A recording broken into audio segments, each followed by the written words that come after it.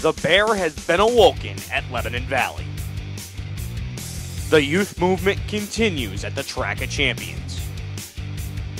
We take the white flag with a Mud Summer Classic competitor. It's always a ball of fun when Farney's in town. Race Pro Weekly starts now.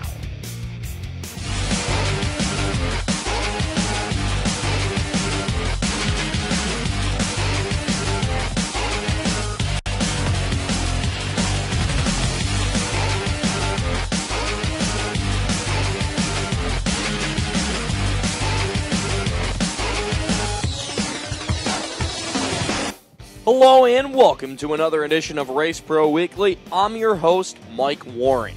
On July 8th, Brett Hearn's Big Show 6 was slated to go before the rains came just 11 laps into the event. Who would pick up the victory as we'd finish the show this past Wednesday night? The culmination of Brett Hearn's Big Show 6 would see Justin Ayers take over at lap number 11 as Danny Johnson and Billy Decker looking to make their way up into the number 1 spot in the early going. Johnson would move to the inside as they run side by side for the number 1 spot, but it'd be Ayers keeping the lead for the time being. Matt Shepard would look to make his way up through the field as he would go to the inside of Ronnie Johnson, then try to creep by the Westmoreland Golf Club. Car number 1 is Stuart Friesen for spot number 4. Meanwhile, while leading the race, Justin Ayers would lose something on the Phelps Cement Products car number 3 machine, and that would hand the lead over to the doctor, Danny Johnson. Off of the restart, he would win the drag race down the front straightaway with the 91 of Billy Decker. As Brett Hearn and Peter Britton trying to make their way up, Britton would crack his way into the top 5, as Billy Decker would have to deal with a number of lap traffic cars in front of him as Danny Johnson would come home and he would take the victory in the Big Show 6. Danny Johnson would pick up the win. Finishing in second would be the 91 of Billy Decker. Third was the 9H of Matt Shepard. Fourth would be Peter Britton, and rounding out your top 5 would be Stuart Friesen. Robbie Pitcher and Brian Berger would be your pole sitters in the 30-lap modified feature at the Lebanon Valley Speedway as Pitcher would take the early lead. Brett Hearn and J.R. Hefner trying to make their way up through the field together here in the early going. Brett Hearn would be on the move as you see him running with Hefner trying to get by him on the inside lane. He would eventually get him as Kyle Sheldon cracking the top 5, looking to try to get to the outside of Matt Papello for position in the early going as well. Meanwhile, the Jersey Jet Brett Hearn would crack the top 5 easily in the early portion of the event. He would get by Kenny Tremont and then go to work on the 17 of Robbie Pitcher. On lap number 20, he would slide to the inside and take the race lead away. Brett Hearn was on rails once again as the caution would come out as something would go wrong on J.R. Hefner's car, which would give him a big hit in the point standings. Off of the restart, Hearn would pull away from the field, but the battle for the number 2 spot was on as Kenny Tremont, Brian Berger, and Robbie Pitcher would all fight for position as you see Berger going to the inside of Pitcher. On the last lap, Tremont would give one last bit at Brian Berger, but this was all behind the Jet as he could not be stopped going back-to-back at the Valley of Speed. The Jersey Jet picks up his 2nd straight and 4th of the season. Robbie Pitcher would come home in 2nd. Brian Berger 3rd, Kenny Tremont 4th, and Kyle Sheldon would round out the top 5. Corey Wilder and Brian Gleason would lead the field to the green at the Fonda Speedway as Brian Gleason would look to grab the race lead in the early going around the outside of the 21K machine, and it would be the 14G with the race lead. A couple of top point getters in the 1 of Stuart Friesen and the 1J of Bobby Varon running for position as Jeremy Wilder returned the wick up on the outside of Corey Wilder for spot number 2, and then he'd go to work on the BBL Company's car number 14G of Gleason, and it would be Wilder, your race leader in the early portion. Friesen and Varon running right together once again as a very close point battle between the two of them as now we go back to the race for the lead. Gleason tried to get something on the outside but pushed up the racetrack a little bit too much, and that allowed Wilder to get away. Cars moving up the racetrack, Craig Hansen and Jeff Rockefeller fighting for position, but meanwhile, Stuart Friesen moved into the number 2 spot, and with 2 to go, he was catching Wilder. But Friesen, forced to go to the top side, would get a nasty push on that 1 machine, and that would allow Jeremy Wilder to make it to the finish line first and pick up the win at Fonda. Wilder would grab the victory. Stuart Friesen would come home in the number 2 spot. Bobby Varon 3rd, Brian Gleason 4th, and Bodie Bellinger would round out the top 5. there's only one place in the capital region for you to get the full racing action. Stop down at the Bobco video booth at the track or call 518-399-0937. Bobco Racing Video, the next best thing to being there. Willie Decker came into this past weekend with a 2-race win streak at the Ridge. Would it be time for someone to break it?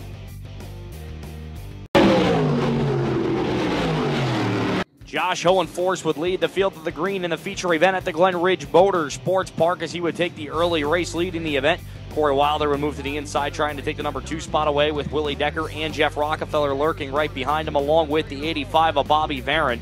The 1X of Decker would move to the inside of Wilder, and he'd take the number 3 spot away, then go to work to try to take spot number 2 away. Meanwhile, that other 7-Eleven, that is Stuart Friesen looking to make his way up through the field, as now Decker had moved into the number 2 spot and would put on a whale of a battle with the 6H of Hohenforst. He would get by him up in turn number 2, but the next time around, Hohenforst would say, "I'll do you one better," and move up to the top side and slide in front. Decker would go back to the inside, but then all of a sudden he'd have to deal with the 7-Eleven of Stuart Friesen. She'd move into the number 2 spot and take the lead, but when they come back around turn number 3 and 4, Hohenforst and Friesen both make contact along with Willie Decker and Jamike Soul, as that would bring the yellow out on the speedway, a lot of damage to the Soul machine. Off the restart, Hohenforst would grab the race lead once again. Friesen would try to get to the inside of him, but Willie Decker, with a lot of damage on the machine, would move to the inside, trying to take that spot away. At the line, Friesen would keep it together, but as they come into the turn number 3 and 4 for the final time, it would be Josh Hohenforst grabbing the win. The Apollo Rocket would pick up the victory. Stuart Friesen would come home in second, Willie Decker third, Bobby Varon fourth, and Craig Hansen would finish in fifth.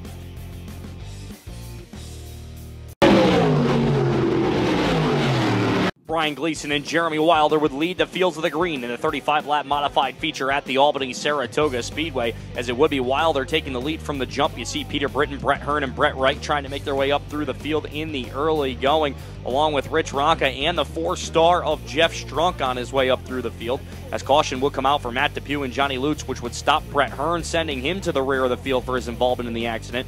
Also involved would be the 14B of Batman Peter Britton.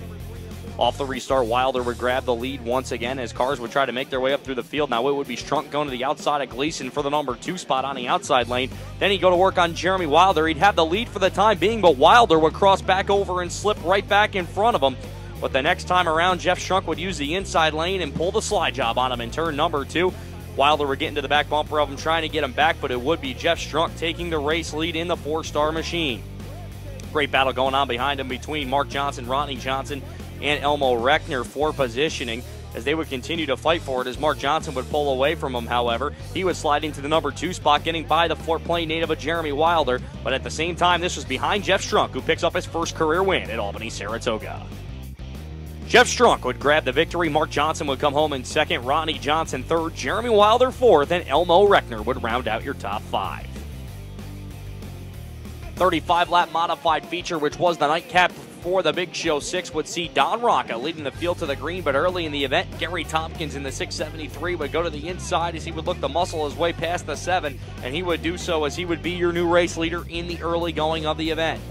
Mark Johnson would get by the 7 of Rocca and now move into the number 2 spot and try to work on the 673, as caution will come out for the 20 of Brett Hearn.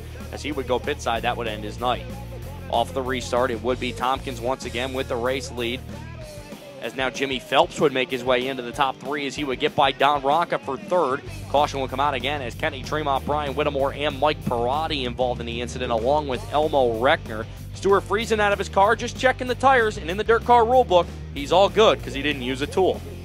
Meanwhile, off of the restart, Jimmy Phelps trying hard to get to the inside of Johnson. Johnson moving to the inside. He would have a great run off by turn number 4 as him and Tompkins would make contact, sending Tompkins to the outside retaining wall with the bumper flying, and Stuart Friesen with nowhere to go. She would run right over it, and that would end Stuart Friesen's night. A tough break for the Canadian sensation. Tompkins would be okay as he got out of the race car, but a tough break for the race leader at the time. Off of the restart, it would be Mark Johnson with the race lead. As making their way up through the field would be Billy Decker. He would slide in past Don Rocca. Neil Stratton and John Lutz fighting for position, but it would be Mark Johnson picking up his first win since opening night at the Malta Oval. Mark Johnson would pick up the victory. Jimmy Phelps would come home second. Matt Shepard third. Billy Decker fourth. And Jeremy Wilder would round out the top five.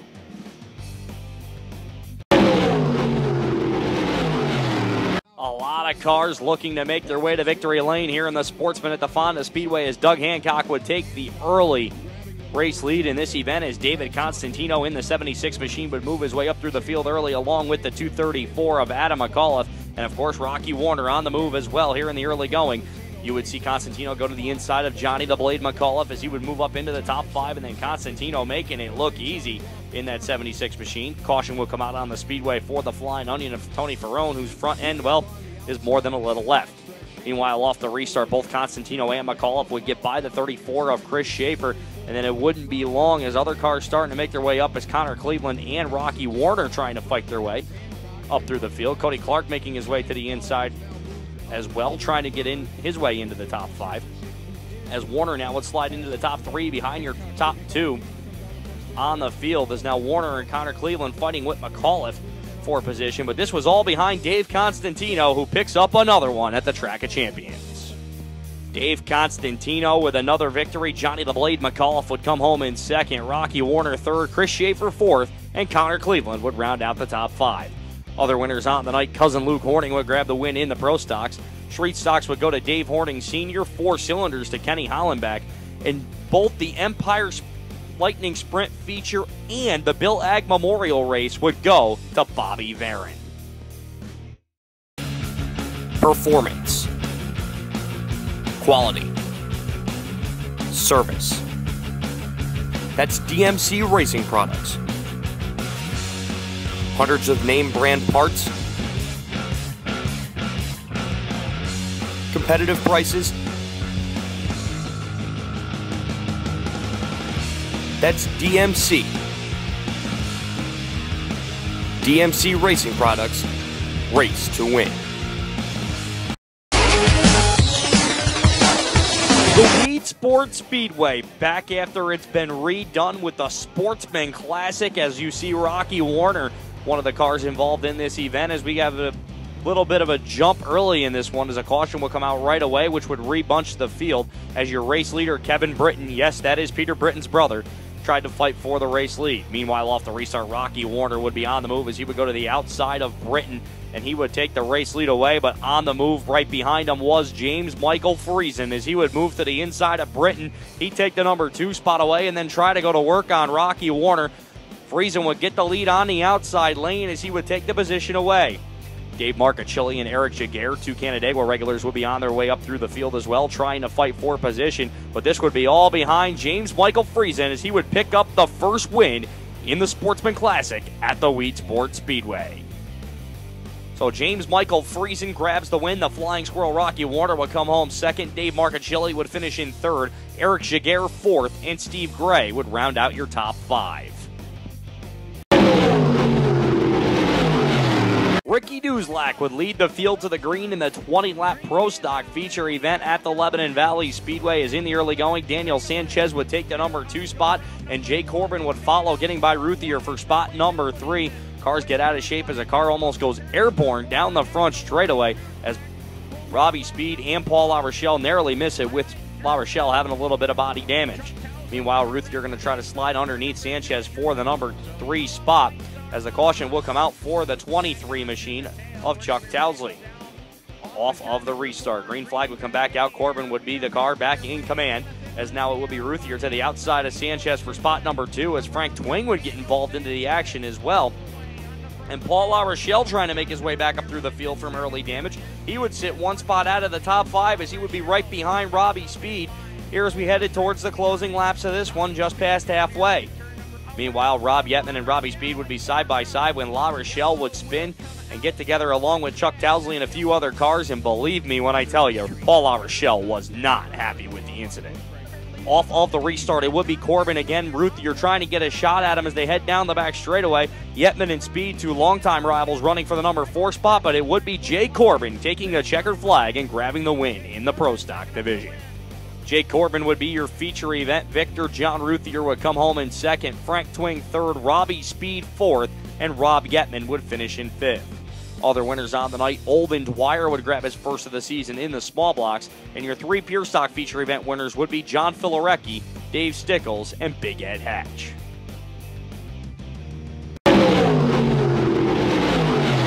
Olden Dwyer will grab the early race lead, bringing him to the flag in the Sportsman feature event on the Friday night card at Albany-Saratoga. As you see Chad Miller making his way up to the inside of Mike Berto for the number 2 spot in the early going. Cars getting together, running for position up into turn number 1 and 2, as a lot of them running close quarter for the majority of this event. Robert Bublak going to try to make his way in there, as well as we'd have a caution for Nick Lucier spinning up in turn number 1 and 2. Jeremy Pitts, the point leader, doing whatever he could to avoid him.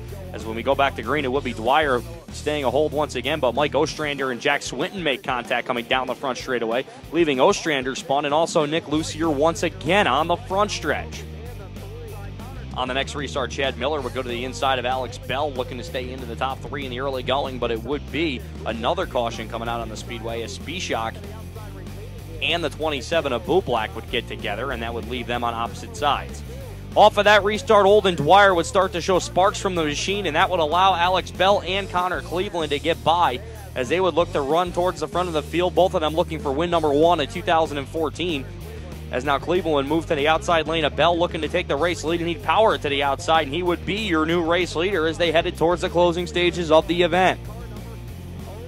Car still looking to try to run through here as contact between Derek McGrew, Chad Miller, and the 9 and Nick Anitrello would bring out the caution once again, leaving Anitrello and Miller up over the cushion. You see Timmy Hartman trying to move to the outside, getting up through the field. And now Joey Scarborough would go to the outside of Olden Dwyer, trying to make his presence known, but it would be Cleveland at the end of the day picking up the win.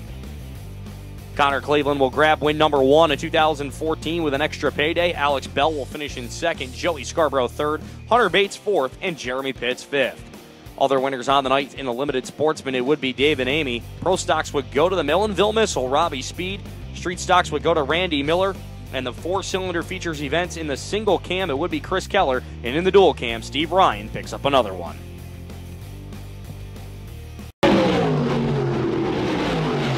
Empire Lightning Sprints were on hand at the Glen Motorsports Park, as it would be Zach Bennett taking the early race lead. Peter Dance would move to the outside of him, looking to take the number 1 spot through turn number 3 and 4. He would do so. Doug Norrie would also look to follow on the outside lane, as he would as well, as the 83 of Bennett would have trouble. Sprints continuing to make their way up through the field, as a lot of them trying to run hard, but Peter Dance just a little bit too fast as he was in lap traffic early and often. Doug Norrie trying to run him down, but he would not have enough time as Peter Dance would grab the win in the Empire Lightning Sprints. It would be Dance dancing his way to victory. Finishing in 2nd would be Doug Norrie. Don Harvey would be 3rd, Justin Phillips 4th, and Jerry Sane would finish in 5th. Other winners on the night in the sportsman, it would be Chad Edwards. Nick Stone with another victory in the Pro Stock division.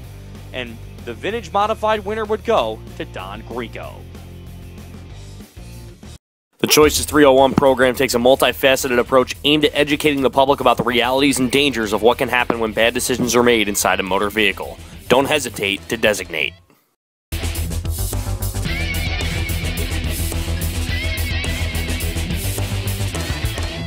JR, you got your chance to go back to the Mud Summer Classic in Eldora. What was going through your head prior to the event? We were just working to try to do better than last year and get ourselves a good finish during the race. Qualifying gave you a little setback, which meant you had to pass 2 cars to get in. What was your preparation to getting into the show? Well, the heat races, basically, there was only a couple trucks that we had to get by, and that was our focus, to get by those and then build on that for our feature event. How much is the difference of running a modified without a windshield to running the truck where you have one inside of it? Yeah, that's really no big deal, unless halfway through the feature when you're bottom feeding like we were, and the guy in front of you kicks up a whole pile of mud. You got to reach for your tear off on your helmet. It's not there, and you got to face a windshield full of mud until the next pit stop. You had a deep starting spot in the feature event, then you got the black flag. How did that affect you? Well, basically, they started stacking up on the front straightaway, and I'm thinking, okay, we're going to tear the nose and the rear off this thing, so maybe just pull out of line. And when I did, of course, I saw the opening, so I took it, and they just black flagged us. But, you know, overall, we were behind the 8 ball, I'm going to say, on our setup, and we're just looking to make something happen there to gain positions. taking a look at the big picture, how did it feel racing against guys that run Sprint Cup every Sunday, such as Austin Dillon? It was good. I mean, our last practice we ran with Dylan. We also ran with the 32, and we were right there, you know, 7th quick and very competitive. Late in the practice, I got up too high, hit the wall, and really hurt the truck. So we got to figure out if we got behind on our setup for the feature or if we actually had a bent rear end housing at that point. Now, with these 2 events in the books, are you looking forward to making the 3rd shot at it next year? Yeah, we're gaining more interest all the time here. You know, Steve Hart's really done a great job for us, and Matt Hearn was working with us, and Dave Simmons, and just a bunch of guys. The Mittler brothers are working hard, and you know, a lot of interest to put it together. We showed that we can be competitive, and now, you know, let's try to get back there and get the finish we're looking for. There's got to be loads of people that you'd like to thank for helping you get to Eldora once again. It's unreal, and without those folks, it doesn't happen. A. Colarusso and Son, Park East Sales, you know, George Reifenberg has really stood behind us on this deal. Upstate Utilities, John Thomas, Scott Hamlin, Snap-on Tools.